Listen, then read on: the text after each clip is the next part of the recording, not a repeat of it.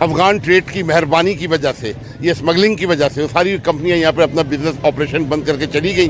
वो काम यहाँ पर टोटल ख़त्म हो गया है। ठीक है, एफबीआर, कस्टम, एक्साइज, पुलिस, इनका फ़ायदा हो रहा है, अफगानियों का हो रहा है, पठानों का हो रहा है, स्मगलरों का हो रहा है। जो इंडस्ट्री यहाँ पे थी ये अफगान ट्रेड की वजह से वो भी बंद हो गई। चैंगहोंग की इतनी बड़ी इंडस्ट्री लगी थी वो बंद हो गई, फिलिप्स की बंद हो गई, इन तक इंडस्ट्री सारी बंद हो गई अफगान ट्रेड की स्मगलिंग की वजह से। सिर्फ चंद लोगों के जेब में पैसा जा रहा है और मुल्क का हो गया है बेड़ा गर्क। ज़ियाउल हक जो है ना, ये अफगान जहाज जो लेकर आया है, ये ऐसी आज तक हमारी जान नहीं छूट रही। टेररिज्म, दहशतगर्दी, तालिबान, असला, मनशियात, तीसरा टर्म भी वो इलेक्शन जीतने जा रहा है और कोई उसका मुकाबला करने को तैयार नहीं है। जब फर्स्ट टाइम वो प्राइम मिनिस्टर का जिस वक्त उसने ओहदे का हलफ उठाया है, उसके पर्सनल अकाउंट में 900 रुपया था। जिस बंदे की कमाई और रिज़्क हराम है ना, उसके घर का पानी मत पियो। ये पूरी कौम हराम खा रही है। जब से इंडिया बना है, उनके किसी प्राइम मिनिस्टर का नाम करप्शन में आया? नाम बताएं। किसी प्रेसिडेंट का आया? किसी आर्मी चीफ का आया? किसी चीफ जस्टिस का आया? जो बासलाहियत कौमें होती हैं वो बहुत देखभाल करके इलेक्ट करती हैं नुमाइंदे।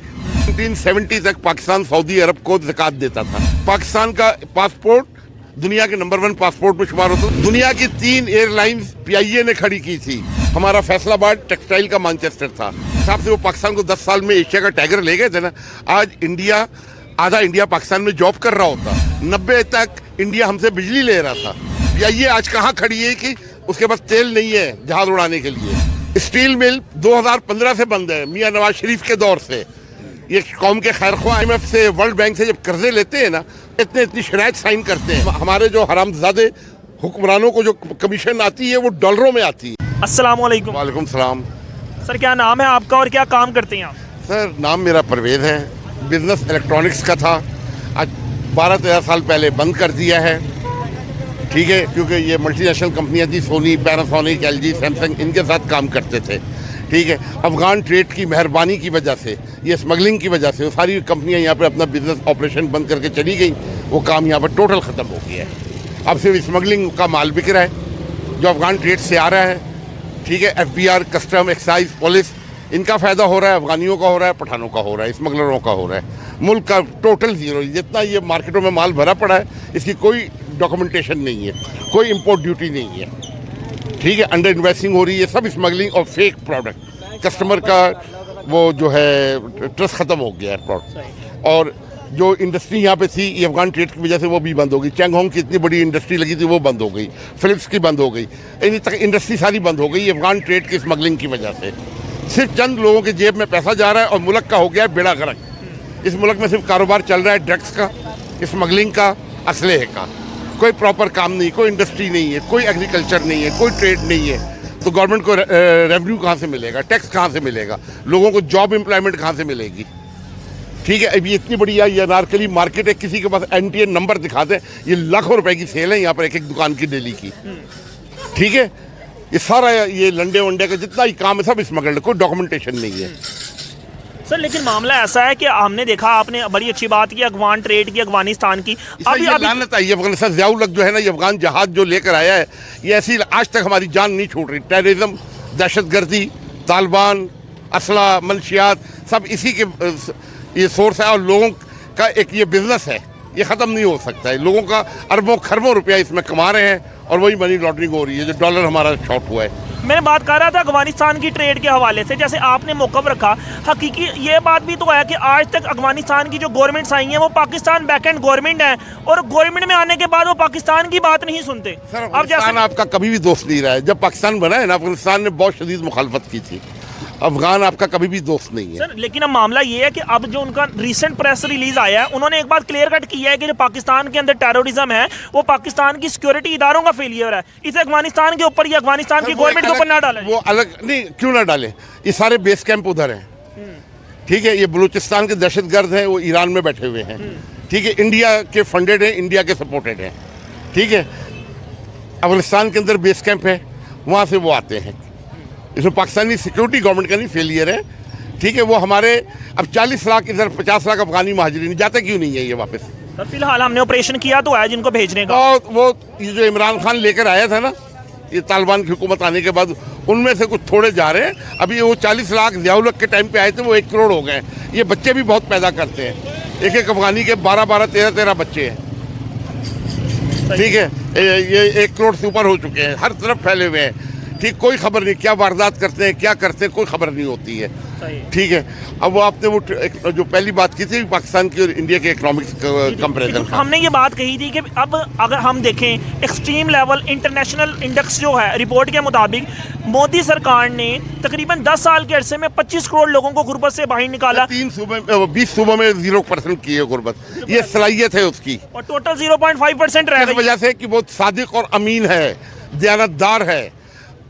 8 साल गुजरात का वज़ीर आला रहा, 10 साल प्राइम मिनिस्टर रहा, अब ये तीसरा टर्म भी वो इलेक्शन जीतने जा रहा है और कोई उसका मुकाबला करने को तैयार नहीं है। उसकी दौर में इंडिया G10 और G20 का मेंबर बना है, उसकी कामयाबी अचीवमेंट है।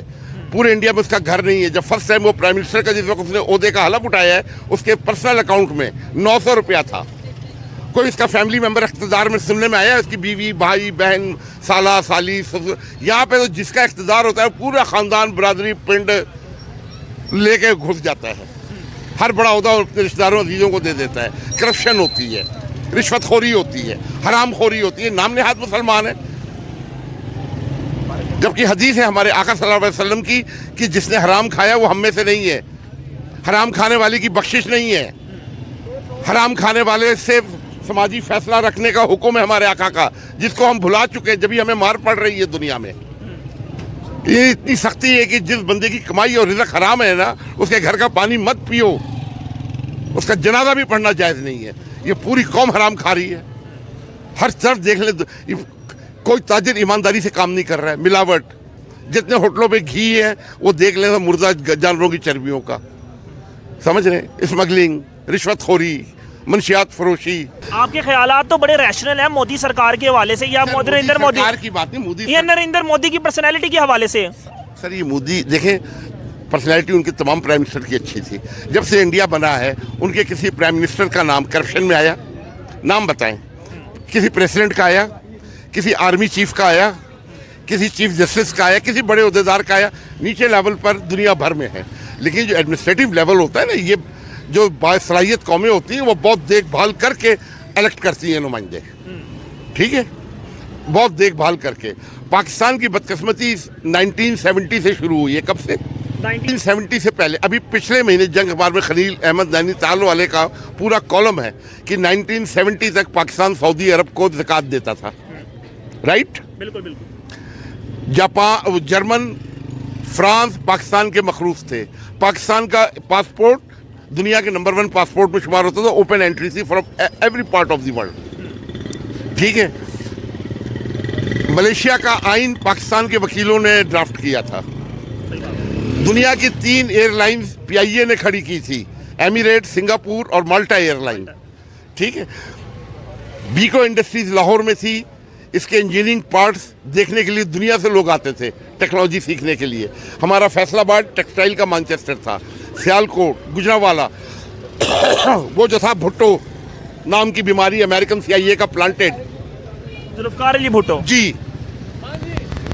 ठीक है, वो अभी केयर टेकर प्रेसिडेंट बना है, अभी लीगल वो नहीं है हुक्मरान। सबसे पहले उसने नेशनलाइजेशन किया। 22 खानदान। आज अगर जिस हिसाब से वो पाकिस्तान को 10 साल में एशिया का टाइगर ले गए थे ना, आज इंडिया, आधा इंडिया पाकिस्तान में जॉब कर रहा होता। ठीक, उधर इंडिया हमसे बहुत पीछे था। 90 तक इंडिया हमसे बिजली ले रहा था। ठीक है, भट्टो ने नेशनलाइजेशन करके तमाम सरमाएदारों को मुल्क से निकाल दिया। पाकिस्तान का बैंकिंग दुनिया में नंबर 1 थी। जब नेशनलाइज हुआ तो बैंक सारे करप्शन, 10 खरब रुपया बैंकों का डूब गया कर्जों में। सब पता है ना आपको। PIA आज कहाँ खड़ी है कि उसके पास तेल नहीं है जहाज उड़ाने के लिए। दुनिया की कोई कंपनी, ऑयल कंपनी PIA को तेल, खरबों रुपया का कर्जा है PIA के ऊपर। आउटसोर्सिंग के लिए तैयार नहीं है लोग। ठीक है, स्टील मिल 2015 से बंद है, मियां नवाज शरीफ के दौर से। ये कौम के खैरख्वाह दावे इतने करते कि स्टील मिल कोई इदारा है, लोग प्राइवेट लोग चलाते हैं, ये ऑन नहीं कर सके। ये सारे हमारे हुक्मरान जो है ना, ये गैर मुल्की एजेंसियों के नुमाइंदे हैं। ठीक है, IMF से, वर्ल्ड बैंक से जब कर्जे लेते हैं ना, इतनी शराइत साइन करते हैं।